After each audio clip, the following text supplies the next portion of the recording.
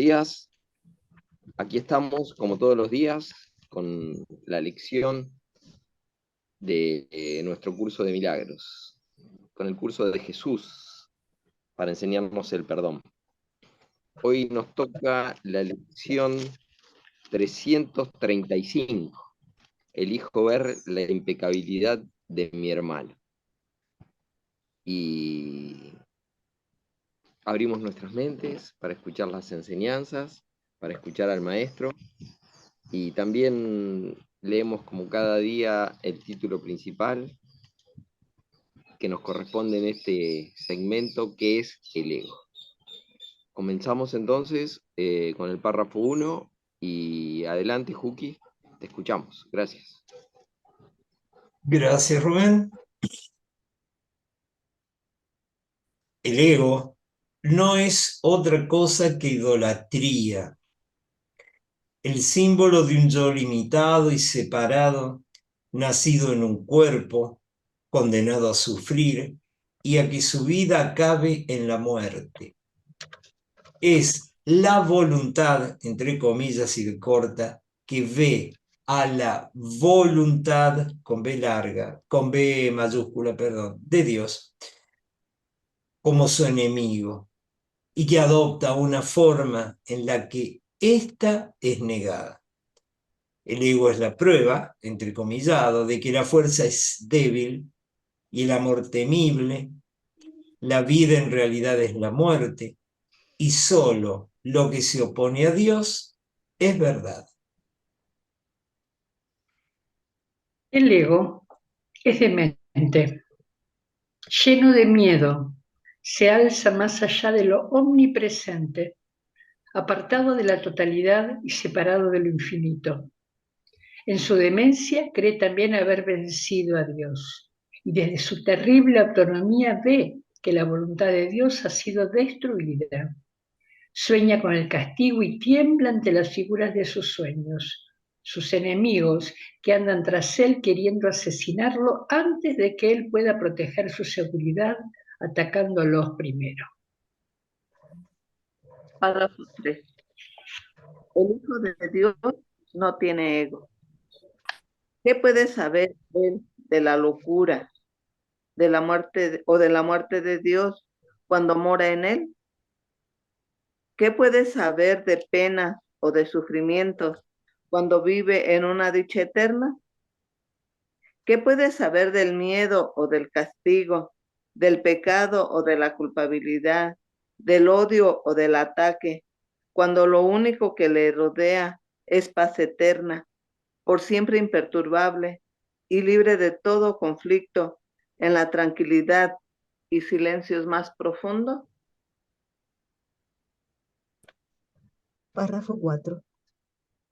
Conocer la realidad significa no ver al ego ni a sus pensamientos, sus obras o actos, sus leyes o creencias, sus sueños o esperanzas, así como tampoco los planes que tiene para su propia salvación y el precio que hay que pagar por creer en él. Desde el punto de vista del sufrimiento, el precio que hay que pagar por tener fe en él es tan inmenso que la ofrenda que se hace a diario en su tenebroso santuario es la crucifixión del Hijo de Dios. Y la sangre no puede sino correr ante el altar donde sus enfermizos seguidores se preparan para morir.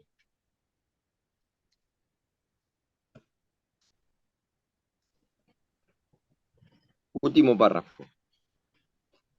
Una sola azucena de perdón puede transformar la oscuridad en luz y el altar de las ilusiones en el templo a la vida misma.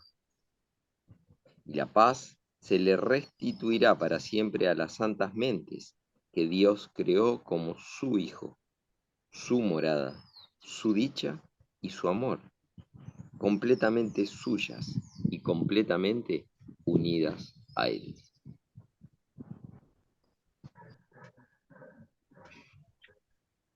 Lección 335. Elijo ver la impecabilidad de mi hermano.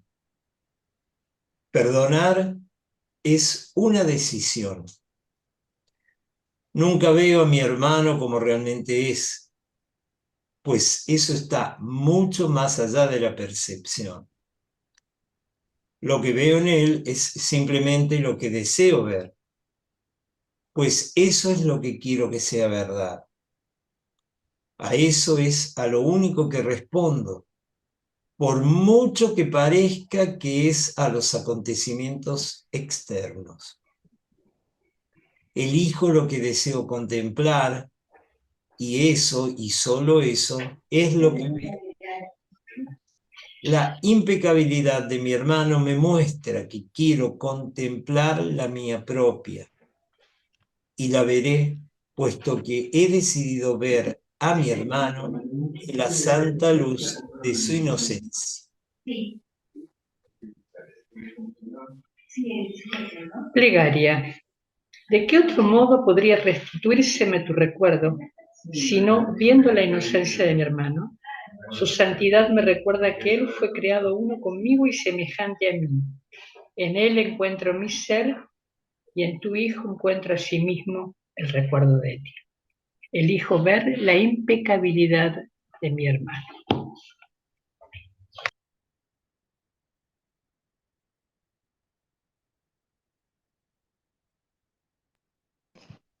Muchas gracias. Bueno, maravillosa lección que nos deja, nos desnuda, nos deja sin argumentos, sin excusas, que es nuestra especialidad, buscar excusas para, para no perdonar, para elegir otra cosa, como dice. Tendría que buscar en el diccionario la diferencia entre decisión y elección, a ver si son sinónimos, porque Juki leyó perdonar es una decisión y en la lección anterior dice perdonar es una elección. Y bueno, pero más allá de ello, decido o elijo ver la impecabilidad de mi hermano hoy. Así que como cada día elegimos, abrimos los micrófonos y, y adelante nos escuchamos atenta y amorosamente. Gracias. Me quedo con que perdonar es una elección. Ya de ahí se deriva todo lo demás. Ya después nos dice que veo lo que quiero ver, porque eso es lo que deseo ver, etcétera, etcétera, que es hermosísimo. Pero con lo primero ahí está, perdonar es una elección, nada más.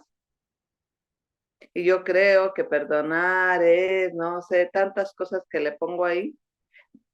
Nos la hemos ingeniado para para decir que Jesús dice lo que yo quiero que diga. Pero aquí está, perdonar es una elección. Mil gracias.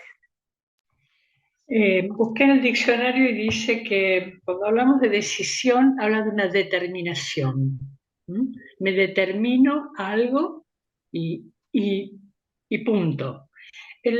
¿Ves? En la elección es como que hay dos cosas para elegir.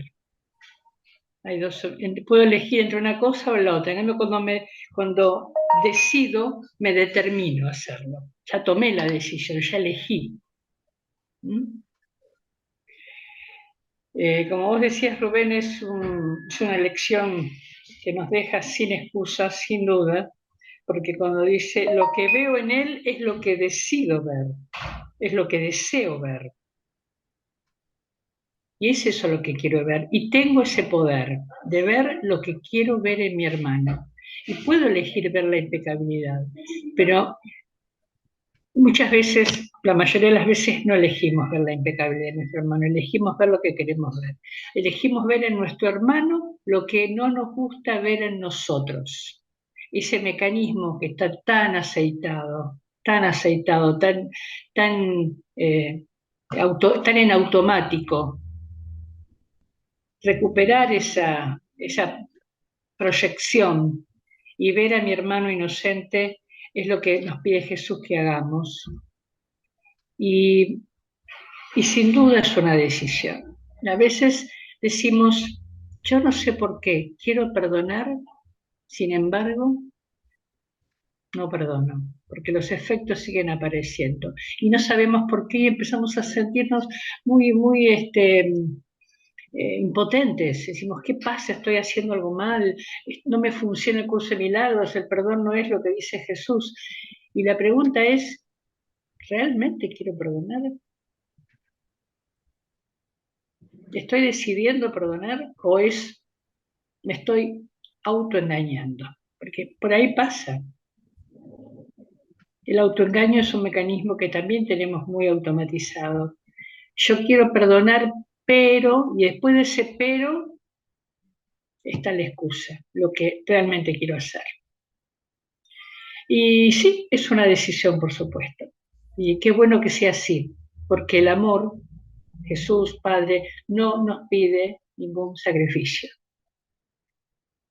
Nos exige perdonar, no es una obligación perdonar.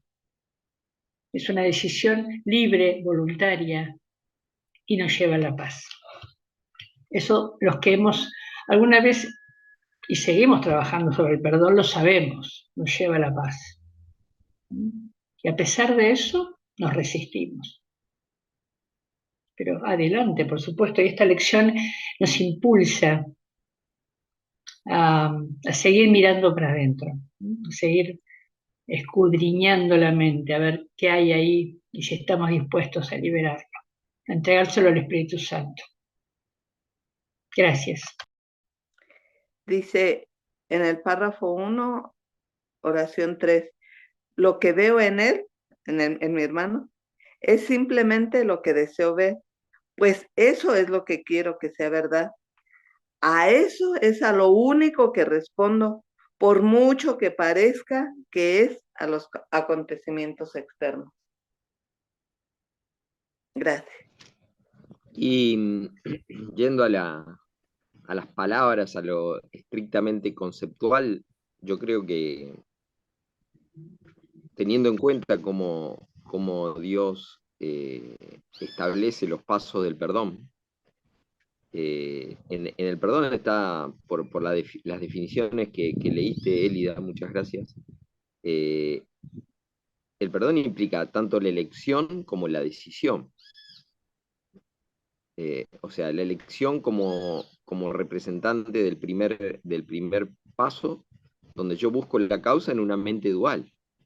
Y sabemos que la primera elección es ese reconocimiento donde estamos aprendiendo a ver qué es lo verdadero y qué es lo falso, y ahí tomo la decisión de seguir a uno de los maestros.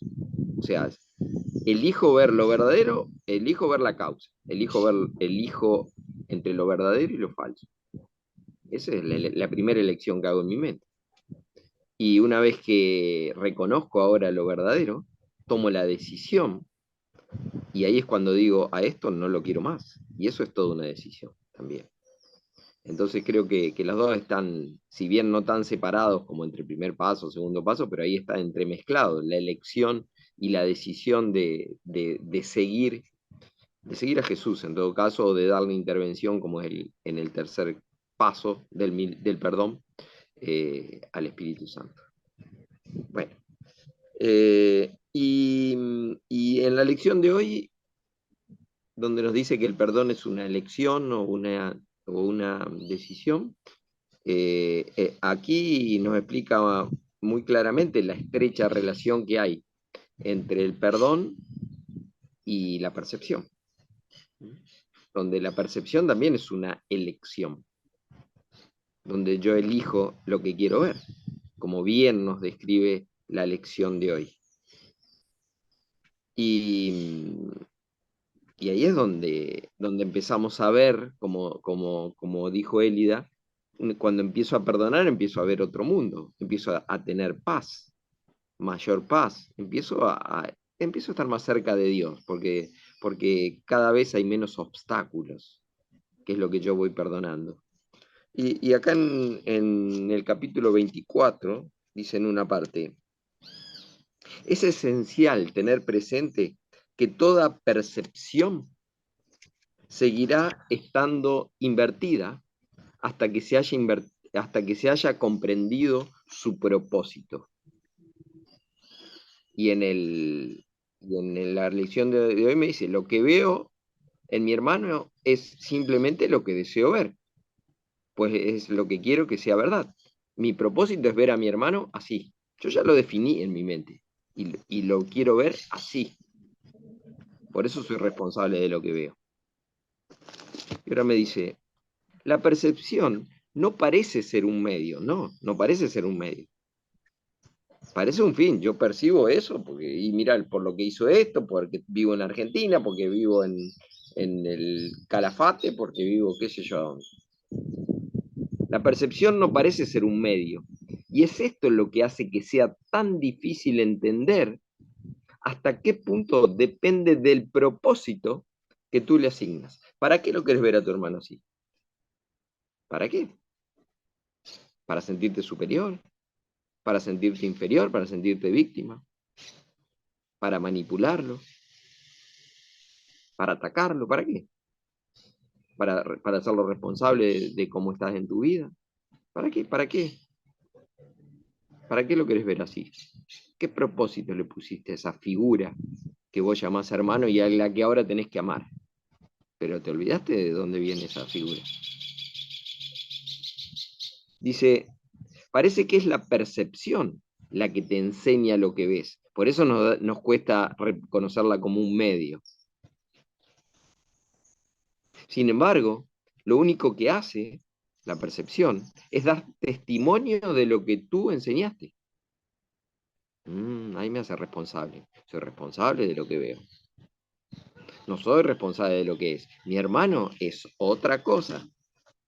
Por eso nunca veo a mi hermano tal como es. Porque eso está mucho más allá de la percepción.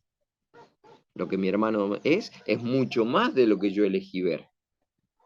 Es mucho más de lo que yo decidí ver.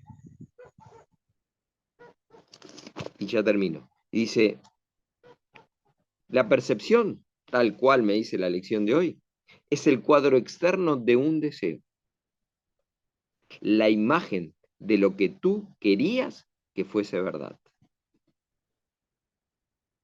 Y esa es la idea que tengo que perdonar. Esa es la honestidad que necesito de reconocer yo este papel, y ahí es cuando usurpo el papel de Dios. Este es el rol que yo le hice jugar a mi hermano.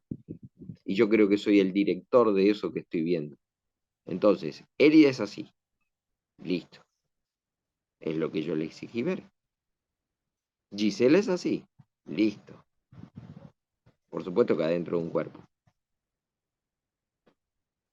Y después, y para finalizar dice, la percepción puede servir para otro propósito. Para ver la impecabilidad de mi hermano.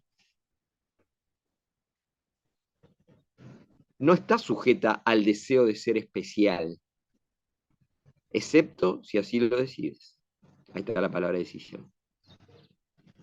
Y se te ha concedido poder tomar otra decisión y usar la percepción, usar el perdón para un propósito diferente. Y lo que veas servirá debidamente para ese propósito y te demostrará su realidad, que mi hermano es impecable. Maravilloso, como siempre, sin grietas, sin opuestos, Jesús en sus palabras, en su curso. Muchas gracias. Y esto que dijiste, Rubén, me parece fundamental, porque antes de tomar la decisión de perdonar, hay que tomar otra decisión, porque ya tomamos una antes. Tomamos la decisión de darle un propósito al hermano. Y nos situamos en una zona de confort, donde nos sentimos, como esto que siempre decimos, el beneficio secundario, como vos lo dijiste, de ver a mi hermano como yo lo quiero ver, de la percepción. Entonces yo primero tengo que soltar mi decisión de ver a mi hermano culpable, por ejemplo, porque yo quiero ser la víctima y estoy muy cómodo en el papel de víctima y no quiero salir de ahí. Después me pregunto por qué no quiero perdonar. Si yo no veo primero que estoy muy cómodo en el papel de víctima, no voy a perdonar, pero no porque no pueda perdonar, porque no quiero. Y si llego a ese punto y me doy cuenta que no quiero, que no estoy lista, que quiero seguir siendo víctima, ahí es un punto de inflexión, porque puede pasar que eso sea mi decisión y me tengo que hacer responsable. Voy a ser una víctima consciente, no sé si es posible, pero por lo menos darme cuenta de que estoy eligiendo ser una víctima de ese hermanito que tengo allá enfrente, que le he puesto el disfraz de culpable, y que ahí estoy muy cómodo. Entonces, no, ahí decir, ay, no me sale el perdón, no puedo perdonar, no, no quiero. Y sin culpa, en lo posible, yo siempre les digo, ahí sin culpa hay que ser muy misericordioso con uno mismo y seguir avanzando en el entrenamiento con amor, con paciencia con uno mismo, porque si no nos damos con un caño, y cuando nos damos cuenta que no queremos perdonar, no es que el perdón no funcione, no es que no nos sale, no es que sea difícil, es que no estamos tomando esa decisión, que ya tomamos otra, que es ver a mi hermano como yo lo quiero ver. Gracias. En el tema de qué es el ego, en el párrafo 1, oración 3, dice, el ego es la prueba de que la fuerza es débil y el amor temible. La vida en realidad es la muerte, y con esto último es con lo que me quedo. Y solo lo que se opone a Dios es verdad. Aquí está todo lo que se opone a Dios. Esta es la realidad. Dios es algo hermoso, algo sublime, algo, pero tan separado de aquí, tan aparte de aquí, porque solo esto es verdad. Gracias. Y esto que decían ustedes requiere de tanta honestidad, ese reconocimiento de la causa. Y esa verdad, entre comillas, de que yo no quiero reconocer la causa. Por eso necesito, como la psicoterapia, no sé, Elida, llamar al Espíritu Santo, traeme la causa. Y ese hasta ahí es donde puede llegar mi rendición. Pero yo no puedo ir a buscar la causa, porque no quiero. ¿Mm? ¿Y cómo hago si esto se me vuelve a repetir? Siempre decimos, ahí es cuando decimos que el curso no nos funciona. ¿Y cómo hago si Dios no me escucha a mí? Lo escucha todo y a mí no me escucha. ¿Mm? Entonces, hay una causa que impide esa comunicación. Y bueno, y reconocer que uno quiere ser víctima, sí, es muy difícil. Pero en ese juego de víctima y victimario, que un rato está para un lado y un rato está para el otro, es la misma imagen del preso y el carcelero. Estamos los dos unidos ahí. Pero ahora dice, hay otra manera de ver. Y me lo dice en la lección de hoy. La impecabilidad de mi hermano me muestra que quiero contemplar la mía propia. Ah, ahora sí. Pero para eso necesité elegir, decidirme por llamar al guía correcto, para que interceda y busque la causa en mi mente. Que está ahí. La idea de victimismo está en mí, como sabemos. ¿Por qué yo lo veo a Juki como un cuerpo? Y porque yo creo que soy un cuerpo, obviamente. ¿Mm? Y bueno, entonces ese punto de la causa, como bien trata la psicoterapia, es clave y que tenemos que pedir ayuda. Sí, y por último digo que la primera decisión, y que es como el cuentito eso que dicen, todos dicen, ¿quién quiere sanar? Yo. Todos levantamos la mano. ¿Quién quiere perdonar? Y queda uno lo mejor con la mano levantada, porque, digamos, tenemos que ser conscientes de que sanar implica perdonar. Todos decimos, ¿quién lo dice? Yo no quiero sanar. Pero cuando vemos que hay un precio que vale la pena pagar, que es liberarnos de la ilusión, entonces ahí reculamos porque, bueno, no queremos. Entonces es un trabajo, como dice Rubén, de profunda honestidad y a veces llegamos a un punto de honestidad que duele. No quiero perdonar esto. Duele. Y hay que pasar por ese dolor, porque tal vez transitar ese dolor es lo que nos permite decir, pero Sí quiero perdonar, lo voy a hacer, estoy dispuesta, voy a explorar el perdón, voy a explorar cómo es ver a mi hermano inocente. Quiero ver la impecabilidad de mi hermano, quiero ver a mi hermano inocente, quiero experimentar cómo es esto de sin ego. ¿Cómo es vivir sin ego? Usted me preguntaba, ¿cómo es vivir sin ego?